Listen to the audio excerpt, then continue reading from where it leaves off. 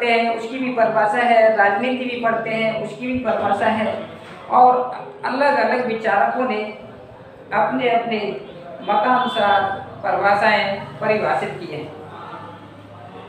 इसी प्रकार से हिंदी साहित्य की, चाहे वो हिंदी साहित्य है चाहे वो संस्कृत साहित्य है, लेकिन साहित्य का मतलब होता है क्या? साहित्य का मतलब हम समझ जाने के लिए आपको शॉर्ट में बताते हैं। साहित्य का मतलब होता है जैसे कि दर्पण, हम एक शब्द से इसका अर्थ ले लेते हैं, किससे ले लेते हैं दर्पण।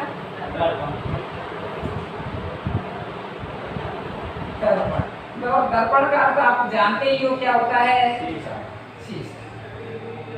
शीशा क्या काम होता है आपको पता है? कि हम अपना प्रतिबिंब देखते हैं, अपनी शक्ल देखते हैं, जैसे हम होते हैं वैसा हमारा रूप दिखता है।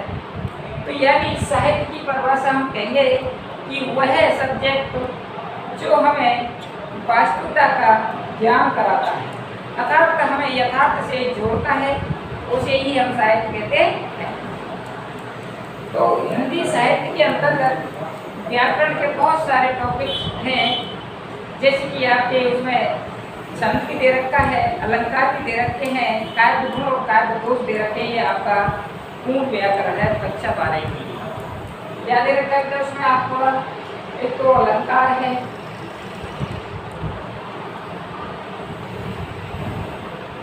उसके बाद में क्या है छंद है, और उसके बाद में आपका क्या है काव्य गुण एवं ये सब ठीक है। अब आप ये बताएं, अब इसके अंतर्गत बोलो अलंकार पढ़ोगे या छंद या काव्य गुण का बोलो, बताइए। अलंकार से शुरू करें या छंद से या किससे? बता। अलंकार से। अलंकार ठीक है, जानिए आप कहते हो तो अलंकार। तो ये समझ गए साहित्य का मतलब क्या है। साहित्य शब्द को हम समझने के लिए एक शब्द ले लेते हैं दर्पण, अर्थात तो उसका मतलब होता है शीशा। शीशा का मतलब होता है जैसे हमारा स्वरूप होता है, जैसे हमारी परछाई होती है, वैसा हम देखते हैं वो हमें वास्तविक दिखाई देता है। तो ये हमारे जीवन का क्या कराता है? वास्तविक ज्ञान कराता है। किसका कराता है? ये हिंदी का वास्तविक ज्ञान कराता है, इसे ही हम हिंदी साहित्य कहते हैं। तो इसके अंतर्गत जो सबसे पहला टॉपिक आता है वो देखिए अलंकार, ठीक है ना। आपने पढ़ा हुआ हर तरीके से। तो सबसे पहला जो आपका टॉपिक है अलंकार, ठीक है ना। अलंकार जो शब्द है, अलंकार प्रकरण आपका चलेगा। वैसे काफी बड़ा टॉपिक है, लेकिन अभी समझाने के लिए चलेंगे। अलंकार की भी परिभाषा अलग अलग प्रकार से दी गई है। तो हम अलंकार की परिभाषा के डेफिनेशन के बारे में बता सकते हैं।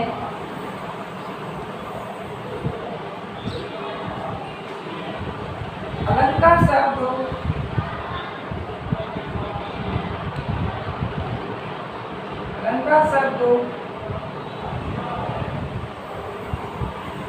अलम अलम प्लस कार से मिलकर बना है, मिलकर बना है, जिसका अर्थ होता है, जिसका सार्थक हो अर्थ क्या होता है। जैसे समझने के लिए हम कर सकते हैं, अलम का अर्थ होता है शोभा, और कार का मतलब होता है करने वाला, ठीक है ना। तो हम ये कर सकते हैं कि अलंकार शब्द अलम प्लस कार से मिलकर बना है, जिसका सार्थक अर्थ क्या होता है? शोभा करना होता है। शोभा करना क्या है? जिसका अर्थ क्या हो गया? शोभा करना। क्या है? जिसका अर्थ हो, अलम का क्या है? शोभा, और कार का मतलब करने, जिसका अर्थ हो शोभा करने वाले अर्थात तो इसका हम ये भी कर सकते हैं शोभा को बढ़ाने जैसे करने वाले का मतलब क्या हो जाता है शोभा बढ़ाने वाले क्या ठीक है ना। इसका हम कह सकते हैं अर्थात में क्या परिभाषा देंगे हम अर्थात तो वह शब्द एवं शब्दांश जो कायक को पदों में जुड़कर अर्थात कब तक वह शब्द एवं शब्दांश जो कायक पदों में जुड़कर कायक पदों की शोभा बढ़ाते हैं जुड़कर कायक पदों की शोभा बढ़ाते हैं उन्हें अलंकार शब्द कहते हैं ठीक है ना। अलंकार शब्द का अर्थ गहना या आभूषण भी होता है। इसकी हम दूसरी डेफिनेशन मतानुसार दे सकते हैं कि अलंकार शब्द का अर्थ क्या होता है गहना या आभूषण भी होता है।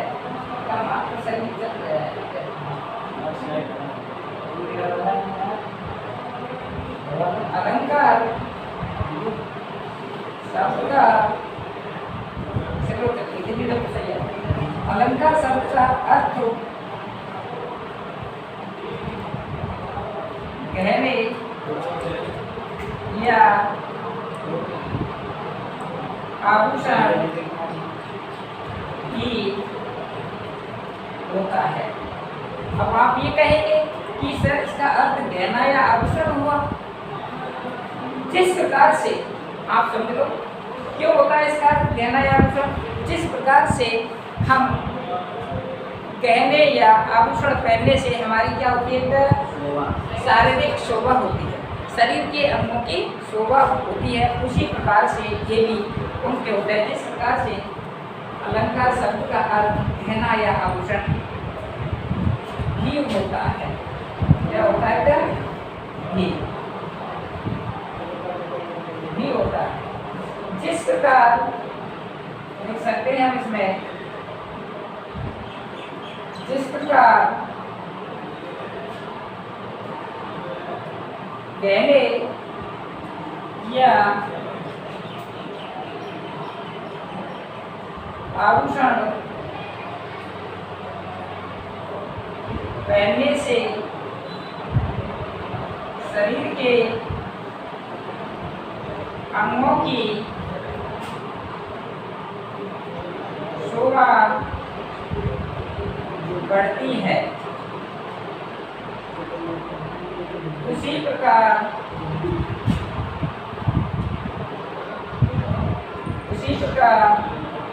अलंकार शब्दों के वियोग से कायक को पदों की सुंदरता या शोभा समझ लो ना, थोड़ा सा याद समझ में आया किस प्रकार से। जैसे कि आप देखिए गहना या आभूषण आपने देखा होगा, हम अपने हाथ की उंगली में अंगूठी पहनते हैं तो वो किसकी शोभा बढ़ाएगी? आपकी उंगली की। आप गले में हार पहनेंगे या चैन पहनेंगे, कोई भी आभूषण पहनेंगे गले का, वो किसकी शोभा बढ़ाएगा? गले का। यदि आप आपकी हाथ की कलाई में घड़ी भी पहनते हैं तो वो भी आपकी कलाई की शोभा बढ़ाएगा। आप शरीर पर सुंदर वस्त्र धारण करते हैं तो वो आपके शरीर की सुंदरता बढ़ाता है। जैसे कि पैरों में पहनने वाले आभूषण पैरों की सुंदरता बढ़ाते हैं, इसी प्रकार गहने या आभूषण शरीर की शोभा बढ़ाते हैं, शरीर के अंगों की शोभा बढ़ाते हैं, उसी प्रकार अलंकार शब्दों के प्रयोग से काव्य पदों की क्या बढ़ती है बेटा? क्या बढ़ती है? आपको यहाँ क्या बढ़ती है? सुंदरता। सुंदरता या क्या होती है बेटा? सुंदरता भी बढ़ती है, या उसे कह सकते, ठीक है ना?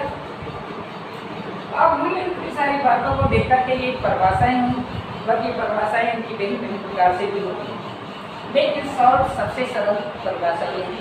तो क्या रहा भाई? अलंकार शब्द का परिभाषा क्या हुआ? अलंकार शब्द किससे मिलकर बना है?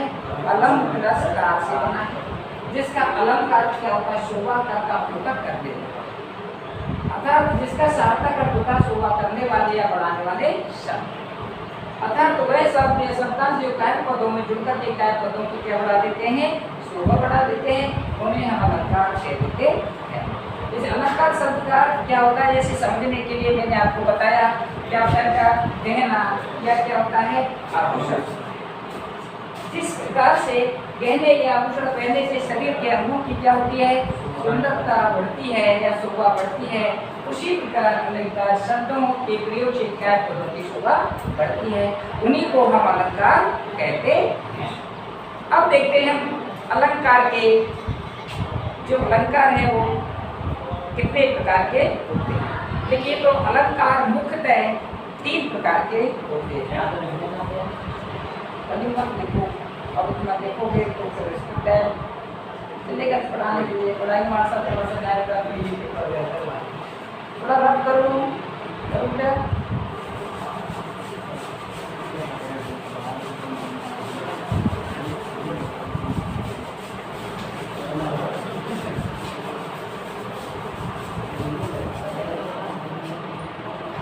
देखिए,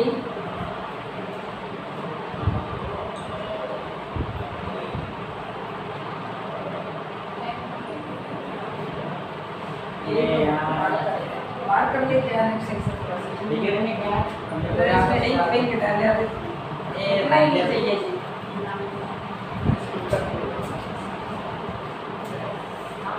अलंकार मुख्यतः कितने प्रकार के होते हैं? 3 प्रकार के। कितने प्रकार के होते हैं?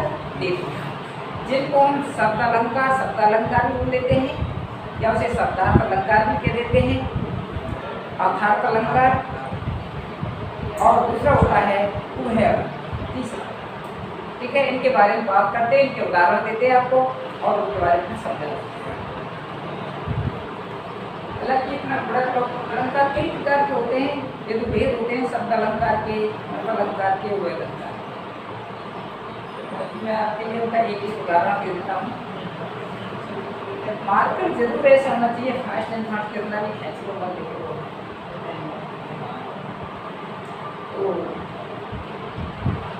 और ये पढ़ाई का आप विशेष महत्व रखें। एक प्रत्येक कंपटीशन के अंतर्गत आते हैं।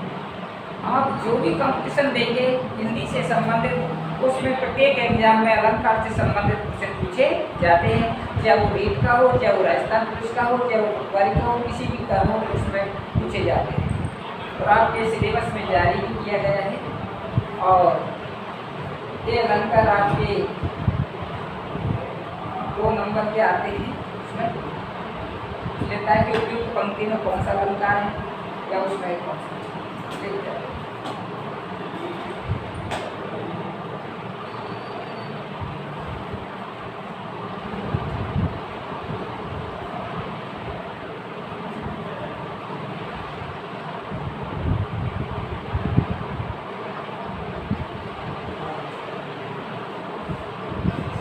ये होगा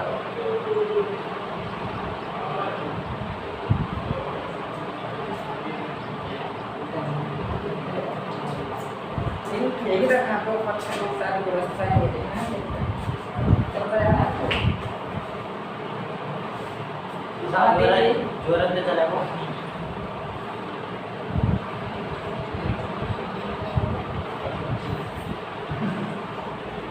सब नाम पहुंच गया है। या साफ करो ना बड़ी बैठ में चलता है या स्वादिष्ट कहीं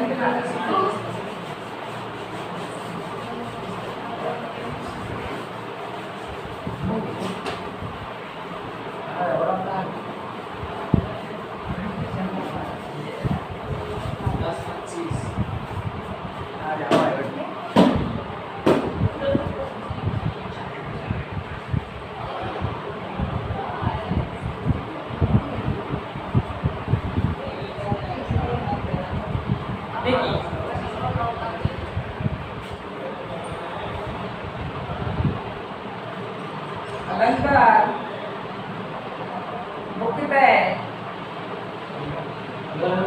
3 प्रकार के होते हैं। ठीक है ना। अब देखिए कितने प्रकार के होते हैं, आपसे पूछा जाए अलंकार मुख्यतः कितने प्रकार के होते हैं, जहाँ पर मुख्यतः शब्द आता है तो आपको क्या बताना है, 3 प्रकार के होते हैं। पहला कौन सा होगा, जिसे शब्द अलंकार भी बोल देते हैं। क्या बोल देते हैं, अलंकार। जैसे हम योगी कह देते हैं, जैसे शब्दार्थ भी बोल देते हैं।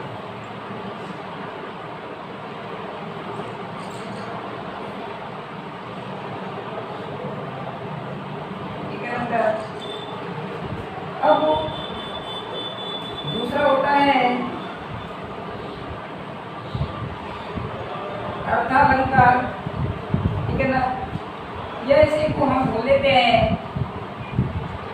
अर्थ अलंकार। तीसरा आपका होता है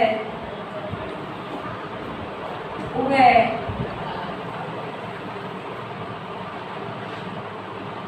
अलंकार। अभी प्रत्येक के नीचे डेफिनेशन समझने के लिए थोड़ा सा आप देखें, बिल्कुल सरल परिभाषा है, समझोगे। शब्दालंकार या शब्दार्थ अलंकार यानी क्या होता है, शब्द प्लस अर्थ। इधर देखो, समझिए कितने शब्द से मिलकर शब्द, देखिए एक अर्थ है शब्द प्लस अर्थ प्लस अलंकार। यानी हम कह सकते हैं कि जिन काव्य पदों में शब्द के अर्थ का क्या पाया जाता है, चमत्कार पाया जाता है। क्या परिभाषा होगी इसकी, जैसे हम लिखेंगे तो क्या परिभाषा हो जाएगी इसकी शब्दालंकार की,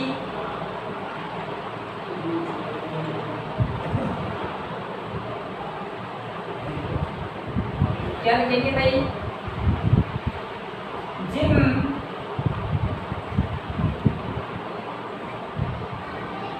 काव्य पदों में शब्द के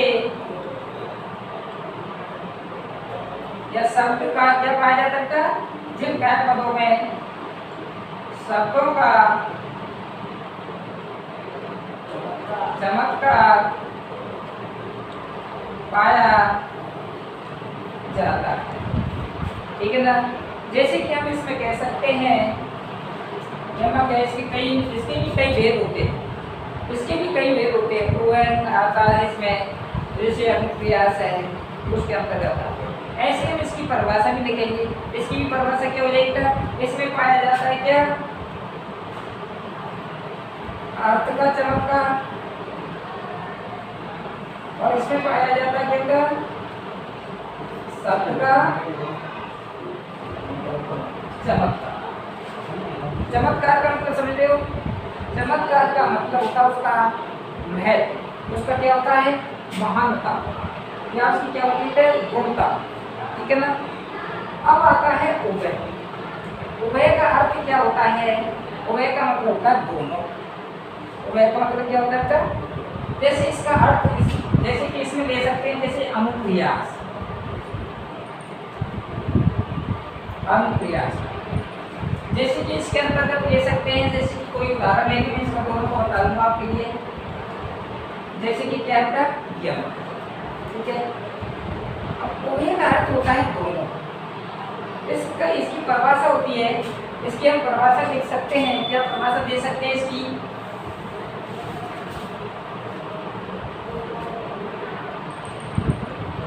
जिन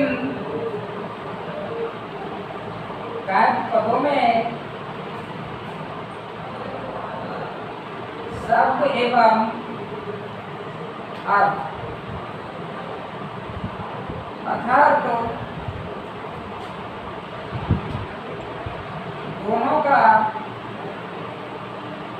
चमत्कार, जिसे हम कह सकते हैं महत्व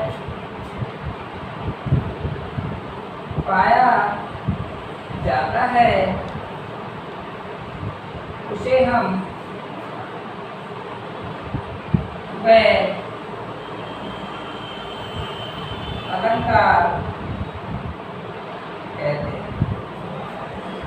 इससे परिभाषा निकाली बेटा आपने इधर किए उभय से, किससे निकाली? उभय का अर्थ क्या होता है? दोनों। उभय मीन्स क्या होता है बेटा? उभय का अर्थ होता है दोनों। और दोनों हमने कैसे जोड़ दिया? इसमें से शब्द का भी पाया जाता है इसमें और अर्थ का भी पाया जाता है। तो हम इसका कह सकते हैं, जैसे कि इसका एक उदाहरण होता है, क्या होता है बेटा? सलेश अलंकार, नाम सुना होगा आपने।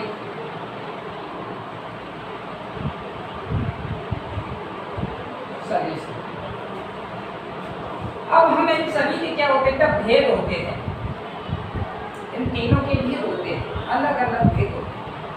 लेकिन आपके लिए सबसे पहले हमारा समझाना ये होगा, आपको ये समझना होगा, आपके दिमाग में थोड़ा सा कंफ्यूज होगा कि सर शब्दों का चमत्कार कैसे पाया जाता है? शब्द क्या है? इसमें बताया सर आपने कि अर्थ का चमत्कार क्या है, जैसे यमक कैसे पाया जाता है, उससे संबंधित हम बात करेंगे। तो इससे रिलेटिव हम बात करते हैं, किसी तरह शब्दालंकार से रिलेटिव हम बात करते हैं। थोड़ा सा और 10 मिनट कीजिए, ठीक है ना? मैं मुझे बता देता हूँ। देखिए, शब्द के चमत्कार से संबंधित आपको कैसे है, जैसे इसका उदाहरण बताया था मैंने, क्या था? अनुप्रास। क्या है? अनुप्रास। जैसे कि हम दोनों के बारे में बात करते हैं, तो जैसे कि इसके भेद हो गए, क्या होंगे इसके भेद? चलो यही से बता देता हूँ जगह से। जैसे कि हम क्या करते हैं बेटा? कौन सा अलंकार पढ़ रहे हैं हम? ठीक है ना? चाहे तो हम इसकी क्या कह सकते हैं? इसे परिभाषा कह लो, चाहे इसकी क्या बेटा? पहचान। ठीक है, अब इसकी पहचान क्या है, क्या उसकी परिभाषा है? हम इसकी परिभाषा कहेंगे जिन काव्य पदों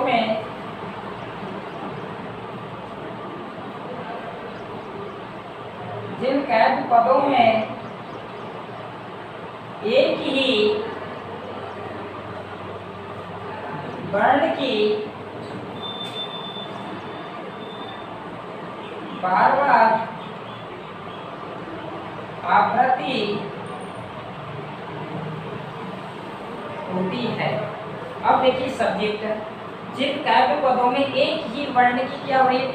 बार बार का मतलब होता है बार बार आ रहा है, पुनः पुनः आ रहा है, बार बार आ रहा है। आवृत्ति का मतलब आना, आता है या आवृत्ति होती है, उसी को हम क्या कह देते हैं? अनुप्रास अलंकार कह देते हैं। जिन काव्य पदों में एक ही वर्ण की बार बार आवृत्ति होती है, वहाँ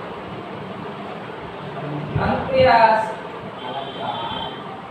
अलंकार होता है। अब जैसे कि इसका हम उदाहरण देंगे, देखो कैसे होती है। इसके बहुत सारे उदाहरण हंसते खेलते आप जानते हैं, बहुत सीखे होंगे आपने, 10th में पढ़ लिया हुआ है, 11th में पढ़ा होगा कि वर्ण की बार बार आवृत्ति का क्या होता है? नय युक्त होती है, क्योंकि एक के बाद एक नय युक्त आवृत्ति आती है। इसमें हम लिख सकते हैं नय युक्त एक ही वर्ण की नय युक्त बार बार आवृत्ति होती है। लय का मतलब जानते हो बेटा? जैसे गाना किससे गाया जाता है? लय से, होता ना, सुख से। तो एक ही वर्ण की क्या लय युक्त बार बार आवृत्ति होती है। अब लय युक्त का मतलब क्या है और बार बार आवृत्ति का मतलब क्या है, उसको आपको क्लियर करना है, ठीक है ना? जैसे कि आपने देखा हो, बहुत ही हंसते खेलते उदाहरण आपने देखे होंगे, पढ़े होंगे। जैसे कि नंदू के नाना ने नंदू की नानी को, आगे बोलो, नंदू के नाना ने नंदू की नानी को नीम के नीचे नागिन का नाच नचाया। अब इसकी किस वर्ण की आवृत्ति हो रही है? नाय की हो रही है। जैसे कि मैं इसको लिखूं तो सुनिए ध्यान से, नंदू के नाना ने नंदू की नानी को के नीचे नागिन का नाच नचा। अब देखिए क्या, जैसे कि पहले तो देखें थोड़ा सा, ये किस वर्ण की आवृत्ति हुई इसमें? नहीं। इसमें किसकी है? नहीं। इसमें भी क्या है? नहीं। इसमें भी क्या है? नहीं। इसमें नहीं। तो आपको ये दिखाई दे रहा है कि बेटा नए नए वर्ण की लययुक्त आकृति हो रही है। इस लययुक्त आकृति के कारण हम कह सकते हैं कि प्रस्तुत उदाहरण में नए वर्ण की बार बार लययुक्त आकृति के होने पर इसमें कौन सा अलंकार है? अनुप्रास अलंकार। इसी को देखो यहाँ बदल सकते हैं, ये कर सकते हो, चंदू के चाचा ने चंदू की चाची को चांदनी रात में चांदी की चम्मच से चटनी चटा। तो इसमें किसकी आकृति हो गई भैया? नहीं, क्यों गई है? लाली दे लाली से अरुधरु लाल लंगूर वज्र दे दानव दलन जय जय तपी शिशुर। है कि नहीं आपकी? उसका भी दिया गया है ना बेटा। तो इसके भी कई है, जैसे कि इसको हम बदलने के लिए हम पर केवल ये क्या करते हैं, जैसे कि ये समझा आपने, इसको हम नंदू की जगह पर क्या करते हैं बेटा? क्या करते हैं? चंदू के चाचा ने चंदू की चाची को चांदनी रात में चांदी की चम्मच। अब इसमें देखिए चे चे चे चे चे वर्ण की आवृत्ति हो रही है कि नहीं हो रही बेटा? जैसे चांदी की चम्मच से चटनी। अब इसमें चे चे वर्ण की आवृत्ति हो गई, तो इसीलिए इस चे वर्ण की आवृत्ति के कारण इसमें क्या हो गया बेटा? नई आवृत्ति हो रही है। किसकी हो रही है? वर्ण की हो रही है। तो कौन सा अलंकार हो गया? क्या हो गया बेटा? अनुप्रास अलंकार। क्या हुआ? ये अनुप्रास अलंकार है।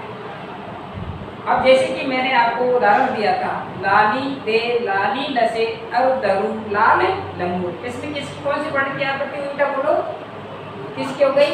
लय वर्ण की आवृत्ति हो गई। तो जहाँ पर आपको ऐसी कंडीशन पाई जाती है जहाँ पर 2 बार 3 बार एक ही पद में एक ही वर्ण की क्या होती है? लययुक्त आवृत्ति होती है, वहाँ पर अनुप्रास अलंकार होता है। अब इसका एक उदाहरण और देखते हैं कि भेद तो बात कराएंगे। जैसे यमक क्या है, ठीक है ना? जैसे कि इसका भी भेद करा देता हूँ आपको। ये